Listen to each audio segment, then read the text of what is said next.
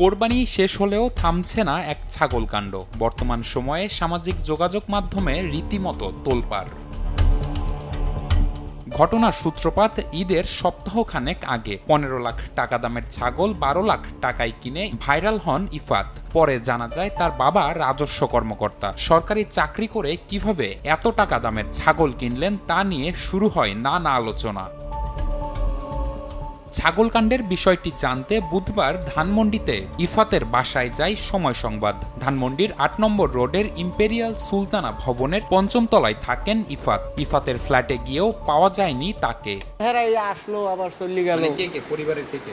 হেরা কয়জন কি এটা তো আমি জানি না। পরিবার কয়জন, হেরা কয়টা ভাই কয়টা বোন হ্যাঁ তো আমি চিনি না। আচ্ছা, চলে গেছে কবে? কালকে গেছে। এদিকে সন্ধ্যার দিকে টেলিফোনে ইফাত জানান তিনি ছাগলটি কেনেননি। সাদিক অ্যাগ্রোর মালিকের কথা মতো শুধু ছাগল কেনার অভিনয় করেছেন।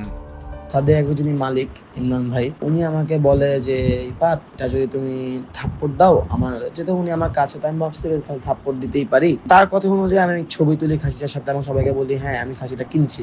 আসলে খাসিটা কিন্তু আমি কিনা হয়নি এবং খাসিটা আমার বাসায়ও আনা হয়নি। সত্যিটা কি? সাদিক অ্যাগ্রোতে গিয়ে ছাগলটিকে বাঁধা অবস্থায় দেখা যায়। তারা বলছেন ইফাত ছাগলটি কেনার জন্য ১ লাখ টাকা বায়না দিলেও সামাজিক যোগাযোগ মাধ্যমে আলোচনার পর আর নেননি। এবার সিনে ইফাতের কথিত বাবা রাজস্ব কর্মকর্তা মতিউর রহমান। তার দাবি ছাগল নিয়ে ভাইরাল হওয়া ইফাত তার ছেলে নন, এমনকি তার কোনো আত্মীয় স্বজনও নন। আমি নিজেও খুব সারপ্রাইজ, এমন ভাবে ট্রোল হচ্ছে যেটা আমার তো ফ্যামিলির জন্য, আমার ছেলে তো জীবনে কোনোদিন মনে করেন গরু কেনা তো দূরে, একটু ডিফারেন্ট টাইপের আর কি।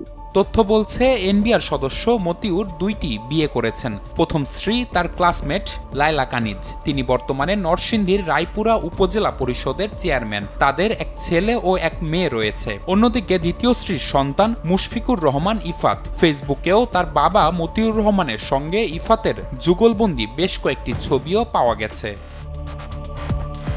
নিবিড় সাহা, সময় সংবাদ, ঢাকা।